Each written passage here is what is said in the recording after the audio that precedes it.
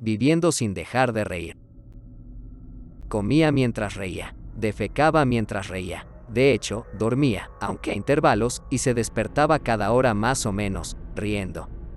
Para algunos de mis compañeros de trabajo, él era la única parte divertida de su día, pero me aterrorizaba. Probablemente esto se debió a que yo era el chico nuevo, el técnico en psicología ecológica que todavía pensaba que podía marcar la diferencia. Aparentemente, la mayoría de los técnicos psiquiátricos pierden su barómetro de la compasión después de un tiempo y, finalmente, un paciente que pasa cada momento de vigilia riendo ya no es perturbador porque parece inofensivo. También me aterrorizó porque, por alguna razón inexplicable, había algo familiar en él. Hasta el día de hoy, mi familia todavía no comprende exactamente cuál era mi papel como técnico en psicología. Es simple: evitar que los locos se suiciden o se suiciden. Pero, ¿qué hice todo el día en el trabajo? Bueno, a veces me sentaba en una silla viendo a algún loco acostado en una cama en una pequeña habitación blanca, y si se ponía nervioso, cerraba la puerta con llave. A veces, dirigía la hora del arte, y pintábamos o hacíamos papel maché. No se permiten tijeras, por supuesto. A veces ponía un video de yoga durante la hora de ejercicio, y, a veces, inmovilizaba a los maníacos psicóticos para que mis compañeros de trabajo pudieran aplicar las restricciones y la enfermera les inyectaba 2 miligramos de lorazepam directamente en sus glúteos. Nunca me acostumbré, seguí preocupándome, y por eso solo duré 1 año. El hombre que reía se rió de mí directamente de esa sala de psiquiatría aguda. Permítanme explicarles esto: no hay mucho de gracioso sobre las enfermedades mentales, y no quiero ser insensible o frívolo con la psicosis, sobre cómo puede destrozar al individuo y a sus familias. Pero para mis compañeros técnicos en psicología, muchos de ellos al menos, era todo lo que estos pacientes eran: psicópatas, locos, maníacos. Traté de verlos como personas, son personas, y su enfermedad no es lo único que los define, pero en la sala de psiquiatría aguda, su enfermedad está en pleno apogeo y es el único lado que vieron los técnicos en psiquiatría como yo. De ellos, en su mayoría eran pacientes bipolares en el apogeo de su fase maníaca, o esquizofrénicos que tenían una ruptura mental. El tipo que ríe, lo llamaré Aaron, era un esquizofrénico de unos 50 años, con una forma atípica de catatonia. La mayoría de los esquizofrénicos catatónicos se sientan inmóviles, mirando fijamente durante días sin comer ni dormir. Recuerdo a un paciente allí que se paraba en medio de una habitación, manteniendo una pose imposible durante varios días. Cuando su catatonia disminuyó, este paciente explicó que durante esos momentos congelados, creía plenamente que si se movía, el mundo se acabaría. Pero como en el caso de Aaron, su psiquiatra me lo explicó, algunos catatónicos no permanecen inmóviles, sino que tienen movimientos o acciones repetitivos y sin propósito, y la expresión catatónica de Aaron reía sin parar. Aaron había estado entrando y saliendo de la sala de psiquiatría durante años, alternando entre el hospital psiquiátrico estatal y el hospital local, ya que había algunas estipulaciones legales que no le permitían permanecer en una instalación a largo plazo. Más tarde descubrí que era porque ninguna instalación podía soportar su risa durante más de unos meses seguidos. Cuando comencé mi trabajo, Aaron ya había estado en esta sala de psiquiatría durante más de 3 meses, pero, según algunos de los técnicos en psiquiatría experimentados, se había estado riendo así durante 10 años.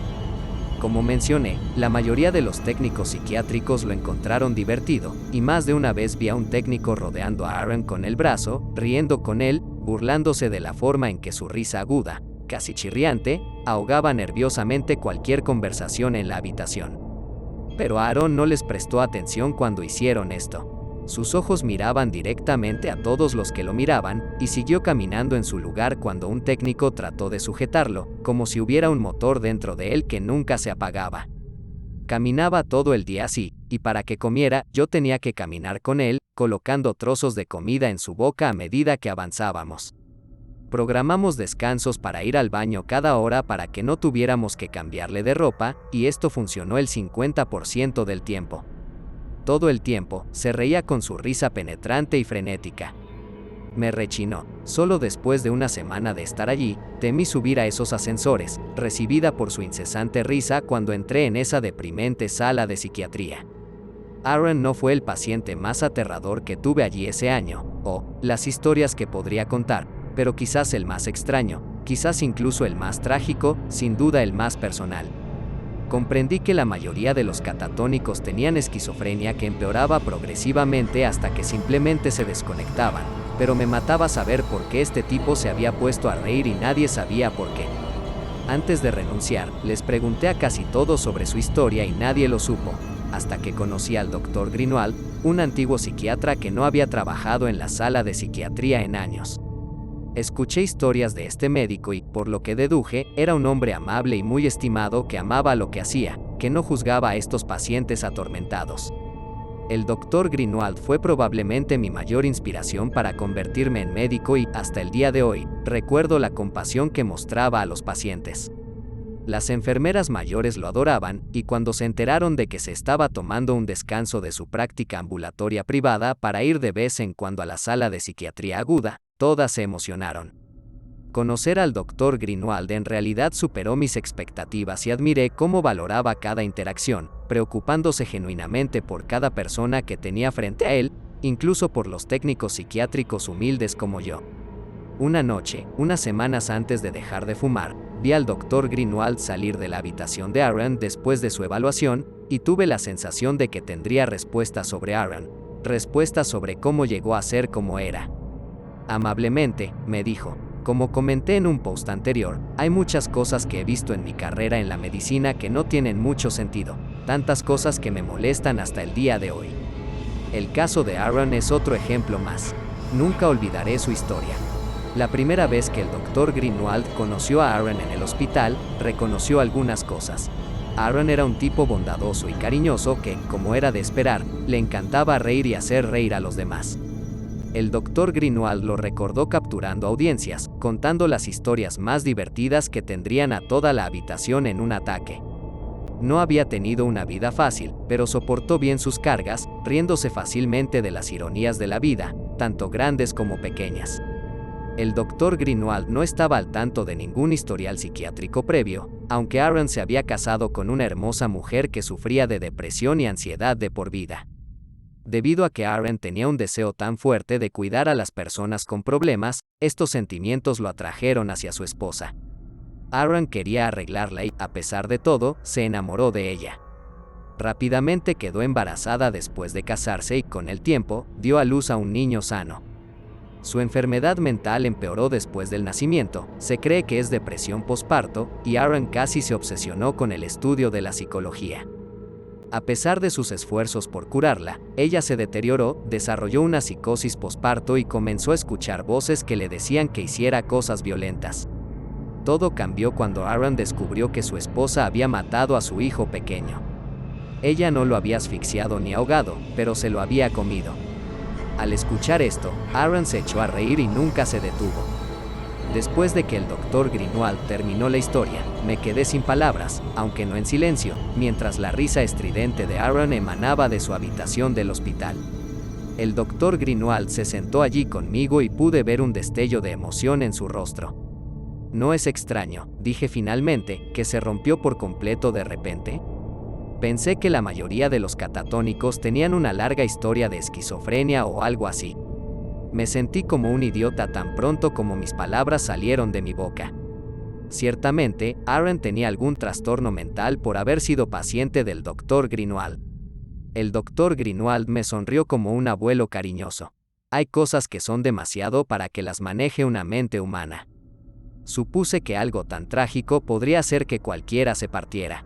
¿Cuál fue su diagnóstico cuando lo conoció, señor? Yo pregunté. Me miró desconcertado. ¿Qué quieres decir? Cuando lo conociste, ¿por qué lo estabas tratando? Hijo, no era mi paciente, hizo una pausa. Aaron era técnico en psicología aquí. Trabajé con él durante años. Estuve aquí el día que trajeron a su esposa, atada a una camilla, con la sangre de ese bebé cubriendo su rostro y su ropa. Estaba completamente psicótica, incontrolable. Aaron estaba trabajando aquí ese día. Lo miré boquiabierta, mi boca abierta, y todo lo que logré gritar fue un desconcertado, ¿qué? El Dr. Greenwald suspiró profundamente. Me imagino que Aaron sabía que estaba a punto de volverse loco, y de repente se convirtió en lo que tanto intentó arreglar. La ironía fue, supongo, demasiado, así que tuvo que reírse. El doctor Greenwald se puso de pie y me dio una palmada en el hombro. Se había quedado mucho más tiempo de lo que esperaba, y lentamente me puse de pie mirándolo alejarse. Al salir por la puerta asegurada, se volvió hacia mí y me dijo, extrañamente, me recuerdas a él, antes de que él, ya sabes, se echara a reír. Te preocupas mucho por esta gente, puedo decirlo. Tienen suerte de tenerte. Mortificado, de repente se apoderó de mí, la comprensión casi me ahoga. Había algo tan íntimo y familiar en Aaron. Y nunca podría explicarme ni siquiera a mí mismo cómo vi una parte de mí en ese caparazón sin vida de un hombre, ese hombre loco que se ríe. No tuve respuesta para el doctor Greenwald en ese momento, pero estalló de mis pulmones una risa aterradora, totalmente involuntaria.